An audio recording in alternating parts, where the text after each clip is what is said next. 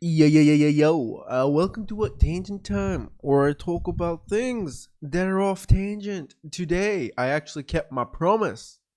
I watched Atlantis. And to fit with the theme of yesterday, I watched another movie, Tomorrow War. One was shit, one was great. You're going to find out which one. It's Atlantis. Atlantis is good. Tomorrow War sucked ass. Ugh, I don't even know why I make these, but they're kind of therapeutic in a way, you know? There is a part of me that is generally fearful that once I make my stuff, games, or if I go into one day and I talk so much shit that everyone else is just going to like fucking involve me like vultures, and I'm like, I fucked myself hard, non-consensually, but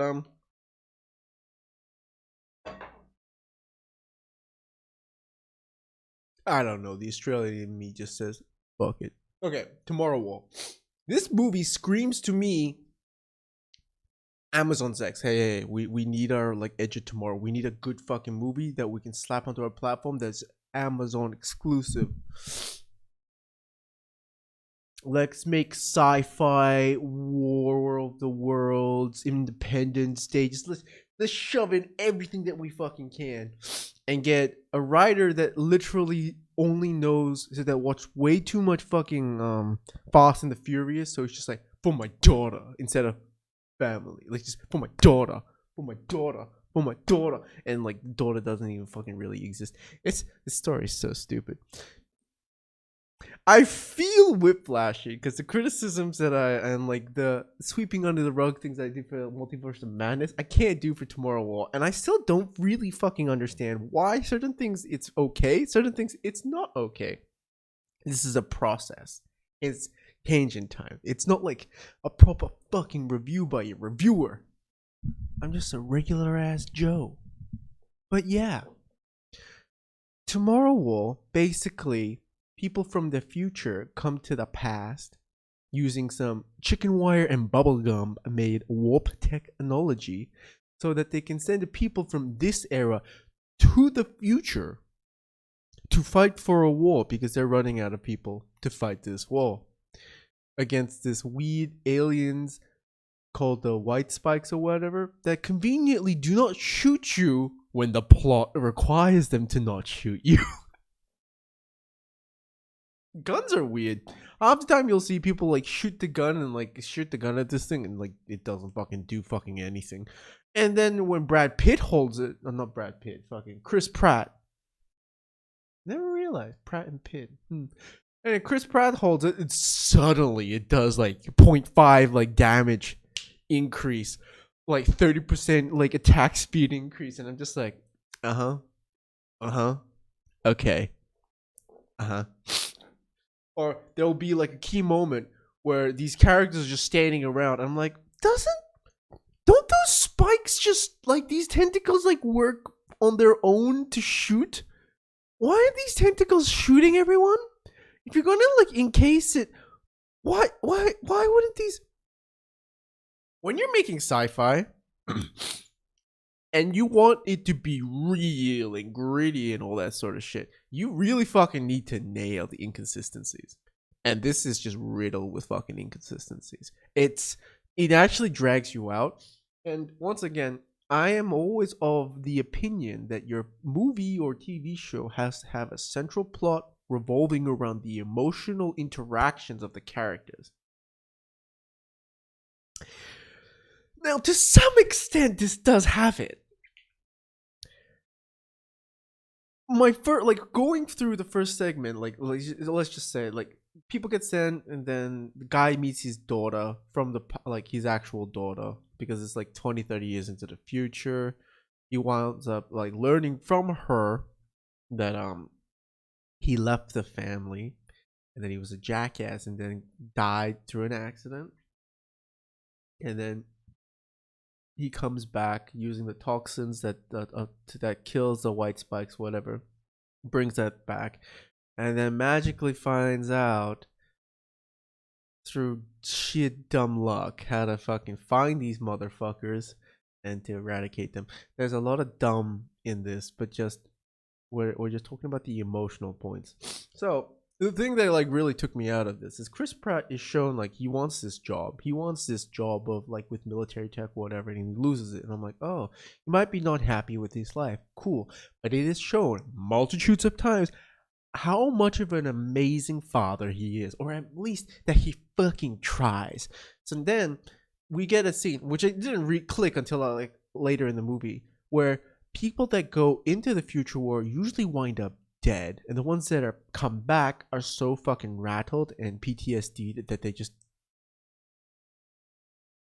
they can't say shit. I'm like, I feel like in war, most people that go through that sort of shit, they have PTSD, but with a loving family and everything, most of the time they do recover. It's whether or not you have the family support type system, you know? But so and then he goes into the future. He meets like his daughter, and the daughter withholds information for a little while, and then immediately it is like, okay, look, I'm not saying incest or anything like that, but there is like a very will she, won't she sort of vibe going half the time, and I don't think it's deliberate, by the way. I think it's just generally she's like, I want to love you, daddy, but no. I want to love, but no. I'm just sitting here going, just you're gonna tell him, just fucking, just. Why does this scene exist? And it just goes back and forth, and then eventually it's just like, yeah, you left our family once you returned back, and then you died, and I'm like, you're telling me this guy that just loves his family so much goes through this war, and then he just an event happens that fucks him up so badly. But I was like, wait, you come into this war, and then I guess because in the first iteration something happened, he goes back, daughter gets fucking traumatized by daddy leaving, and then this timeline happened. So we're in the second timeline, apparently, where Chris Pratt now learns that he's become a monster, and he goes back and he's not a dick. I think. I'm pretty sure there's like those nerds and geeks that like really dig deep into like the time travel paradox stuff. Which also, in the beginning sequence, they're like, oh yeah, have you noticed that all the kids that come back are like really young? It's probably because they can avoid their future selves as babies. And at the end, the time portal is fucking completely collapsed, and all the soldiers from the future are trapped here. So I'm like, now we've got like a full military base full of soldiers about to potentially be in the same time period as their baby selves. Not addressed. Maybe that was a plot point for the future movies, but probably won't because the movie sucked. But anyways, I'm just like, it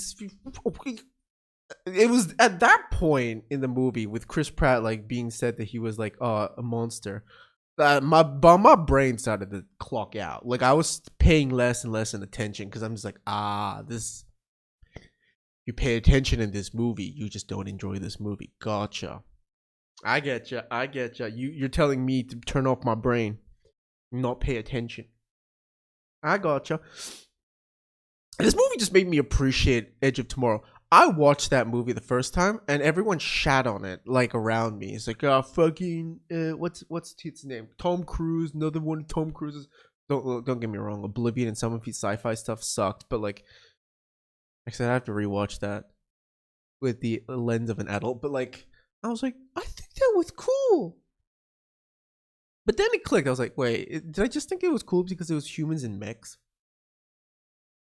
I rewatched it. It's become one of my favorite movies. It's just such a good movie.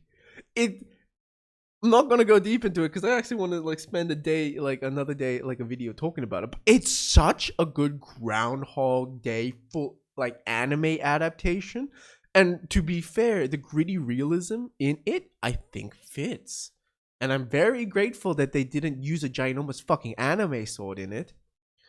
Outside of the female character, but it just fits. It's just good. And it's emotional. And like honestly, the pacing is brilliant. It's fun. That is really hard to do. good pacing, good character growth, good character chemistry, and just fun action, and like just it's just such a good movie, Edge of Tomorrow. And I was just watching fucking Tomorrow War. And all I could think of is, man, I could have spent this evening just watching Edge of Tomorrow and just be way more satisfied with the experience. Anyways, and then like the entire future plot line is the daughter be like, "I love you, daddy." So first part, she's like, "Fuck you, daddy. You left me. There's something I'm not saying." And it's like, "I love you, dad. You're the dad that I used to know." It's like, holy shit. The dialogue just take a boom. It's like, look, writer, we all have daddy issues. I don't know if you're he or she. Regardless, I'm gonna presume you're a she. We all have daddy issues. Okay. Sometimes you gotta like tweak the inner monologue in your head. When you put it on paper, you gotta read it and realize, this is a bit strange.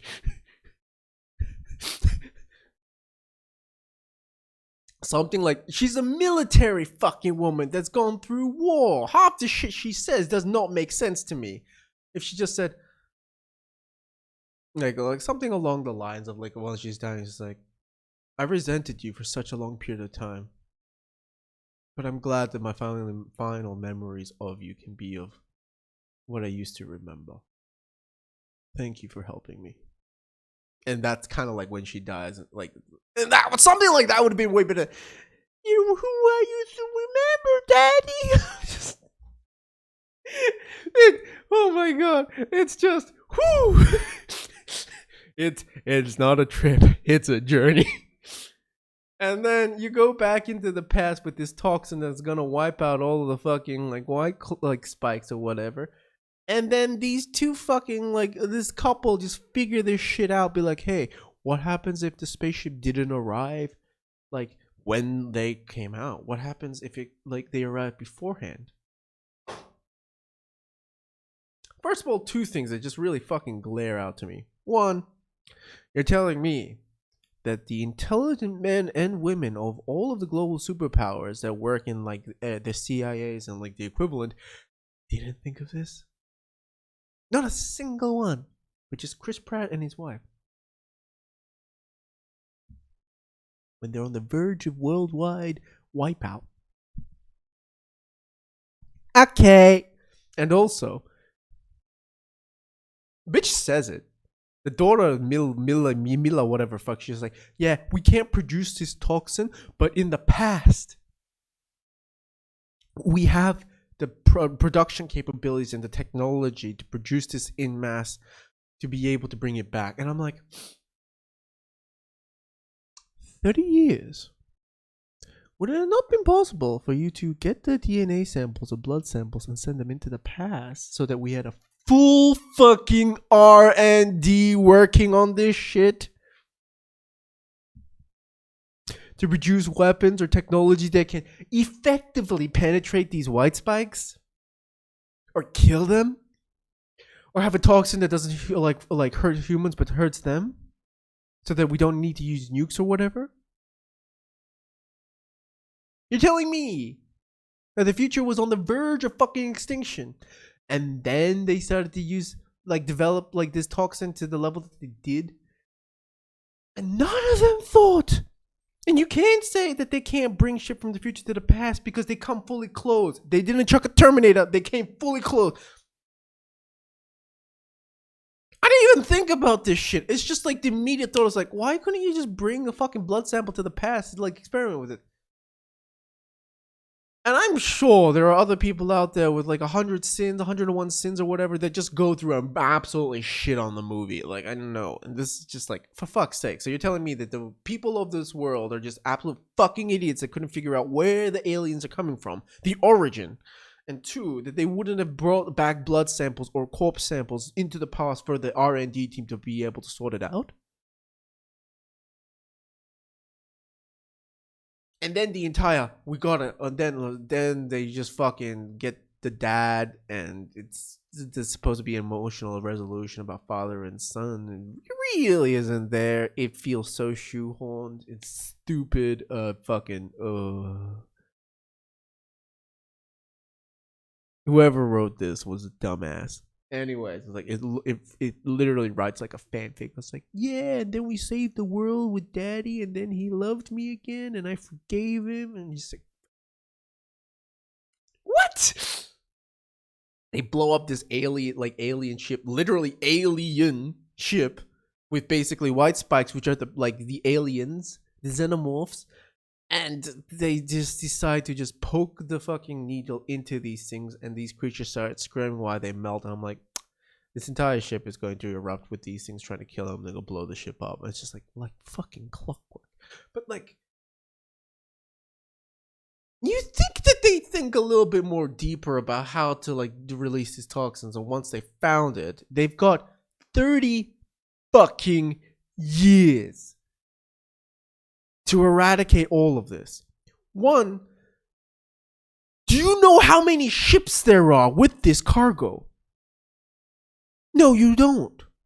Do you know the extent of how many of these pods there are? You clearly didn't, because you got fucking surprised by the fact that there was a bottom section of the cargo. So you're telling me these militarily trained people didn't search the entirety of the ship before they fucking injected the toxin? So, once again, everyone's a fucking idiot. If the writers are idiots, the characters become idiots. Everyone's an idiot. And once again, Multiverse of Madness at least was fun. They had symphony battles using magic. The dude made souls attached to himself and became wings, and then he used them as magic shit. They had CGI like fucking alternate dimension switching stuff. They had a love plot that was somewhat engaging, where the guy didn't get the girl, but he still says that he loved. Like, it was fun. Emotional plot points made sense. Did most of the like magic shit work? No, but I also give them a little bit of a sweep under the rug because they're working in a fucking multi-universe weird. It's hard to fucking write that shit without it being like smalling down the scale. So they said, "Fuck it." I agree with this. Tomorrow War was a simple ass fucking premise. I appreciated them saying the warp gate technology is literally made by chicken wire and bubblegum. That at least was an attempt to try to fucking make this stupid ass fucking plotline make sense. I was like, you know what? Sure, fair. Like, for me to the writer, okay, fair. You've given me at least this. I'll okay, fair. The rest is just nah. You're fucking dumb. Dialogue was shit. The emotional impacts between the family members was shit. Technology, the reasonings, the plot hole. This movie sucks. I ain't never watching it again. It's actual garbage. And like, look, I don't know much about Chris Pratt outside of the thank you for giving me a healthy baby, which honestly, to be fair, the internet might have just taken it as fuck you, Chris Pratt, and I think he's just genuinely happy that he has a healthy baby. Maybe it was a jab at his previous wife. Don't know. I don't know this guy. But I felt sympathy for him, because some of the scenes where he's saying his dialogue, I looked at his eyes. Those were not the eyes of a man that was happy about what he was doing. They were dead. They were like he knew the dialogue was bad. And he had to do it anyways. And I'm like, I feel so bad. And honestly, the daughter in the future also, I feel she's a good actress. I've seen her in different movies. She's good. I have found a newfound sympathy for actors when they have to deliver some of the most shittiest fucking lines continuously, and they just nothing they can do about it. They just gotta do it. And I'm like, man, that's gotta be soul crushing. Yeah, this movie made me sad for the actors and Chris Pratt. That's the rating. Okay, Atlantis, fucking banger. It's actually a masterpiece. I love Hercules. I think Hercules is one of the best movies Disney has ever produced. I will slowly be going through the Disney catalog. But Atlantis is definitely up there. It is like just good. I will say, the first part, the pacing is actually really good. And then they don't slow it down. But they're also trying to pack in so much shit into this movie. So it's like a non-stop roller coaster. that doesn't really have any plot holes in it. It's actually really good. Premise: you basically you're Milo Thatch, and then you believe the lost city of Atlantis exists because your your grandfather always looked for that shit. His parents are dead, so his grandfather is his father, his entire family, and he wants to live on the legacy of his grandfather because his grandfather was disgraced.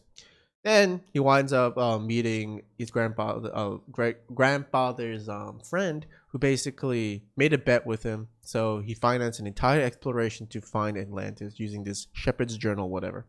So you, with your motley crew, try to find Atlantis, and then you find Atlantis, and then sadly, the Atlanteans are still alive. So then the general, or like the leader, commander, becomes I guess a twist villain in himself, and it's like, well, I still need my fucking paycheck. So he decides to completely condemn the entire people of Atlantis to death.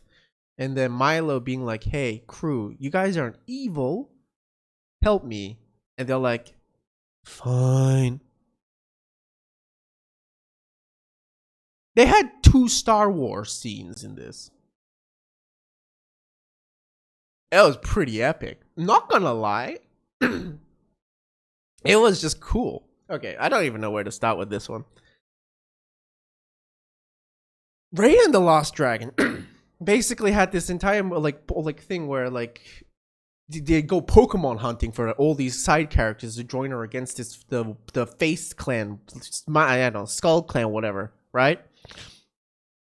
Boring as fuck. Not enough time for the character development, and most of the time, my memory of these characters are very like it's like 5-10 minutes, and then as it gets accelerated, I don't even know who this person is. It's just a character that speaks strong, done, you know. They're in this movie, he's like, oh, we need crew, engineers, geologists, already covered. There's a scene where he just plays out all of this. I'm like, fuck, they skipped the Pokemon collecting and went straight to the plot, eh? Nice. Like the first 5 to 10 minutes or whatever, showing the guy like Milo Thatch down on his luck, how much he wants to see Atlantis. It builds the story well. You know the character. Like you see a little motion picture of, or like a memory of him wearing this hat. It slots down as a kid, and then he's as an adult he puts it on and it slots down. And it's a brilliant way of showing that even though he grew up, he's still that exact child, that childlike wonder, that love for archaeology and literature. Like, oh my god, genius fucking scenes in this. Just straight up genius. Music also fucking slaps, but it continues. And then you meet the crew and everyone, and all of them kind of hate them. The entire, what is this? It's like, it's basic food. The men need the basic food groups. I got your basic food groups: bacon, bean, I think mash and lard, whatever. And I was just like, oh god. The characters are so lively. Like, I know, I don't necessarily may remember the names, but I understand their characters, and I know them well enough to kind of understand how they would act in certain situations. And they did that in such a short period of time, because there was a scene where, as they're like traveling through underneath the ground, where they set up camp and they decide, we've been harsh on the kid, you know, let's let him into the circle. He's kept us alive and he's been trying. So, you know, you get to join the cool kids. And then they kind of reveal a little bit about themselves. And I'm like, thank God there wasn't a musical part in this entire movie. Because honestly, musical, like, don't get me wrong, Hercules, Meg, I won't say I'm in love. One of my favorite fucking songs of all time. But still, like, in this, I don't feel like the vibe was for singing. And I liked it. Apparently they had a shirt that was like, less songs, more explosions. Like, yes, but they were able to basically extract so much of character into one scene for the entire crew, outside of the villains. That was amazing. Like the bomb dude talking about his flowers, like flower shop. The I don't know what ethnicity she was. Mexican? South American? I don't know. But like how her father wanted two sons, one to be a boxing weight champion and one to like take over the shop. And she's like, I took over the shop, and my sister's basically going to like go for after the title. And I was like, wait, are you telling me that this show that came out in 2000 something, 2001 or whatever, did representation this good? In both in sexuality and like gender, like I don't know the word, but you know, show good female representation and racial diversity. Like this, the black dude, I think he's actually native Indian, or I don't remember. I think he's half, and he has like, you know, he's like little necklace for all of this, and talks about how very competent he is. Big pro. I was like, fuck. What? This movie, if it got released in cinemas today, would be an instant fucking hit. This movie is just good. And also before that scene, they had this ginormous like Leviathan type lobster thing try to blow the shit out of him. They just had a Star Wars with like with the TIE fighters underneath the water. Super good. Plus the old lady that smokes is like, nah.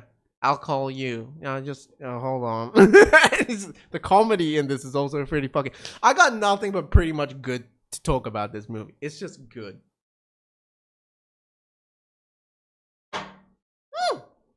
It's just great. Find City of Atlantis. Here's the thing. The plot to find the City of Atlantis starts at 15 fucking minutes into the game. I mean the movie. I'm just saying. I watched Alien. It took fucking forever. I do understand. Okay? That Alien takes a long setup, and also the mystique of like what the fuck's going on and that build up. But it's one of those movies that once you see it once and it breaks, I'm not actually entertained anymore.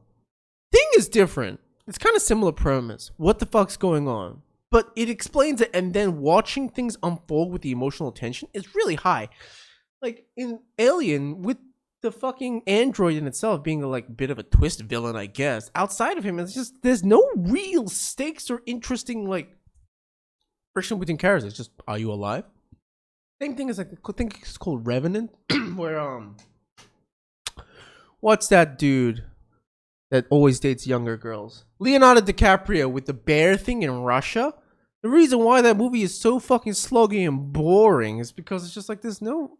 It's just a dude living and surviving. Like, I just don't even remember. I just remember flashes of white, purple, white, blue, shades of blue, black, green, brown, and the dude getting almost mauled and raped by a bear. Like, just that's all my memory is. Because there was no actual characters in it that were interacting. I think there was Tom Hardy in it. I don't even know if that's actually true or not. I just vaguely remember an image of Tom Hardy looking badass. I don't even know what he did. See what I mean? But in Atlantis, there's just constant, like, even with the pacing and everything like that, there's constant, like, character friction. You're learning about these characters, and it's fascinating to learn about these characters. I don't know. I don't know what I'm babbling on about. Anyways, they fucking find Atlantis, and they find that the city is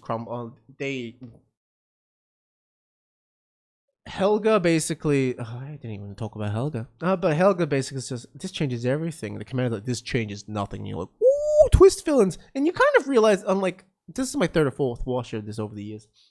I realized, oh my god, the soldiers do look like Nazi soldiers, eh? They did kind of show it up front. You just didn't really register it when you were like watching this for the first time because you were thinking you're the good guys. I was like, smart. They had everything out in front of you. But yeah, continue ongoing, and then yeah, the entire thing of Kida being 8,800 years old. She's looking good.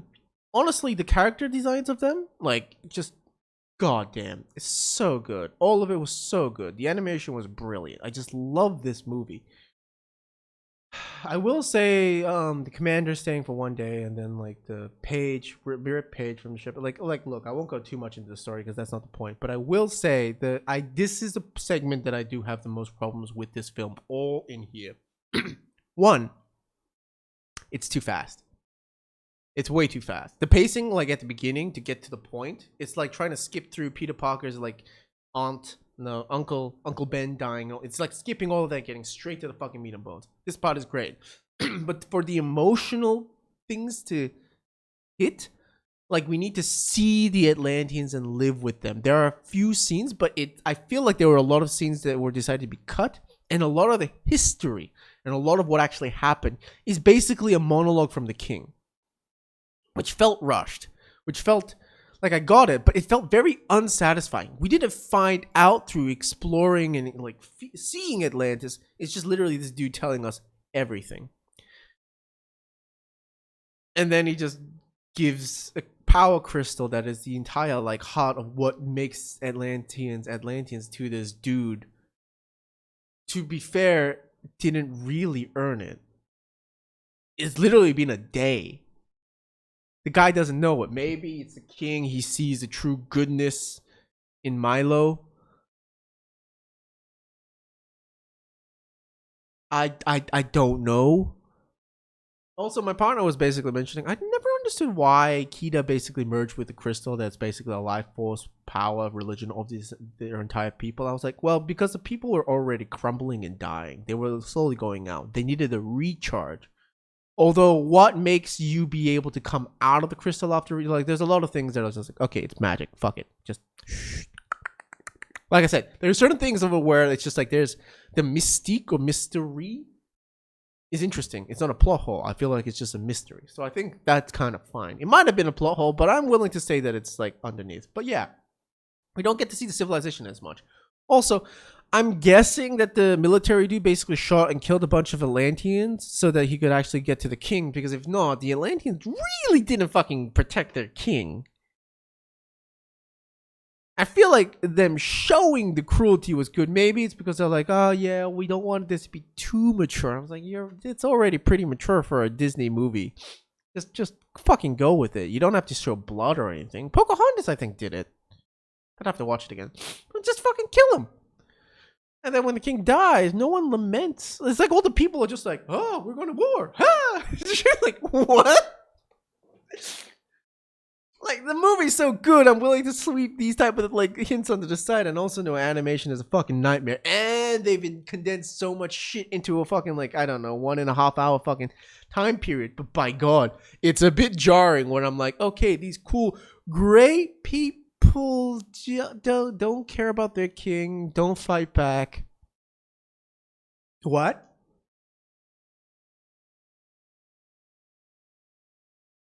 I don't know if them separating into 2 movies would have made this better.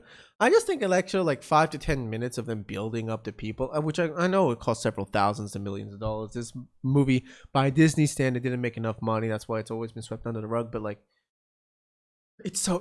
Oh. If they just had 5 to 10 more build up, or like minutes of build up of like the people, then protecting the king. And then the king being able to have a few scenes where he sees that Milo isn't evil, that he's good. Then the exchange of the crystal makes a little bit more sense to me. And it feels more impactful. And the people kind of realize that Milo stood to protect them, fight for them instead of these other people. So that's why they're like, I know that like we done harm, we brought the evil and now your crystal is gone. But please,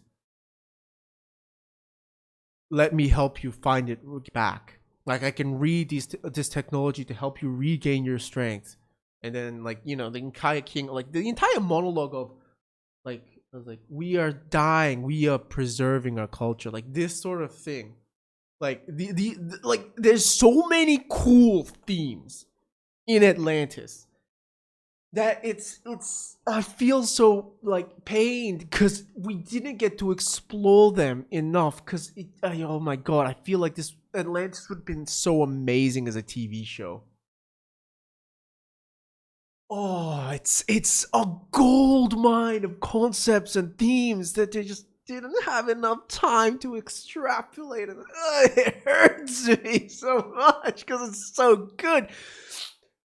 Oh, like at the beginning scene, I feel like it's a nuke, right? They dropped a nuke somewhere, and then they're like, ah, fuck, we fucked up, and that's why Atlantis protected them. And they're like, in our arrogance, we use this technology to do shit, and they chuck the Manhattan, and they're like, ah, well, fuck. And then, you know, that's why they went on to cease to punish. The entire king basically punishing. For the king's deeds, the entire civilization was punished for this. And that's why he feels like attacking, retaliating, all of this is not good. And Kita's just like, but we can't just take this. Our people are dying. It's like, then maybe our time should be over. And Kita's like, no, we can't condemn all of our people to death simply because of what, father? You know? And then Milo coming in. Because, like, I know that the writers, everything was thought out. They just didn't have enough time. And, like, the Milo coming up and, like, showing them more of the history and culture, and the king being scared that maybe the roots of, like, what, like, the sins of Atlantis coming back to haunt them, for them to rise up again. He does not want that. So Trump trying to prevent it. And then the military dude coming in and, like, killing Atlanteans and stuff like that, and outrage. Milo receiving, like, the king basically telling Milo why he did what he did, and that in the end he chose not to renew Atlantis because, like, I lost my wife and the crystal is alive. To revamp Atlantis would mean to lose my daughter, and I could not lose both my wife and daughter for the sins that I have, like, the sins that I have done. And it's such a cool moment where you see a king be a father, and him deciding to basically sacrifice his entire civilization on the greed to keep his fucking daughter alive. And at the end, still Atlantis wins and takes his daughter. And that's why he gives in. And you see, like, how cool this story could have gotten? And then, like, Milo basically doing the entire thing where it's like, I'm sorry our people came, and then we fucked up, but, like, hey, please give us an opportunity to fix this shit.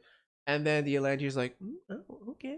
And then they, like, set up the fucking ship, or, like, thing that they have that epic Star Wars, like, second Star Wars fight scenes in it. The commander going full nut job was cool, and actually, as a kid, terrified the fuck out of me. Hilga being a badass and blowing that shit up was like, nothing personal. It's like, god damn, they made the villains cool in this. Like, you know, when you make a bad villain, you just don't give a shit. If there were action figures, you would just get the primary good crew. For this, I want the entire set. And I'd be like, oh, they were so cool. These guys were cool, but they were cool. Like, even Mole was cool. He's funny, little weirdo. The fucking laugh at it, like when he digs the hole, is so good. And it's just, goddamn, it's so good. And then, like, they return the crystal, whatever. The Atlantis is saved. I just want to say, like, I geeked out about this for a while now. All I want to say is that, fuck, this movie was too ahead of its time. Like, way too ahead of its time. And my god, I wish they had more funding. Like, god, I wish people understood the greatness of this, like story. Because, fuck, it's so good. Like, Milo finally finding his people, finding his place in the world. Like, oh, it's so good. I also don't think that the relationship between Milo and Kita is anywhere where it should be. They should have, like, I don't know, maybe it was hinted towards that they're together or something. I'm like, she is 8,800 years old. She kind of acts pretty young for her age, but I can kind of look past that because they were stuck underneath the ground for like thousands of years. So, you know, whatever. But them to just magically start having a kind of relationship, or maybe there wasn't a relationship and I'm just assuming it because it's a Disney, but, like, it felt a bit weak. Just saying. I kind of wish there was a bit more. That's all I gotta say about that. I just wish there was a little bit more in that. On a complete side tangent, when I'm finally leaving this island, I'm gonna go to Disneyland. I've never been to Disneyland. I've heard about people talking about America's Disneyland being a fantasy world. I'm like, cool. I'm kind of curious. So yeah, we're dropping by LA and I'm gonna go to Disneyland. I'm gonna look for Atlantis merch. Fuck you, Disney. I'm gonna support Atlantis, though it's made. I just love this movie. Honestly, I always remember Atlantis fondly, even as a kid. And upon watching this as an adult, it brought me so much joy. The characters were amazing. The plots were amazing. The character arcs, whether or not they existed or not, was amazing. Even though I knew what was going to happen, the adventure and the journey was so fucking fun. It's so fun. Watching shit happen like uncover on screen was great. Hilga is such a bombshell. Fuck. Apparently, my partner went to Goblins for like a the workshop thing, and she met the dude that basically made Hilga and Meg and all that, and I'm like, you mean the guy that single-handedly understands fucking hot-ass women, that basically made my 2D crushes of my childhood? Like, I watched a lot of anime and manga. I don't really have like a crush or like a waifu, I guess they say, from anime. Like none at all. Meg has a special place in my heart.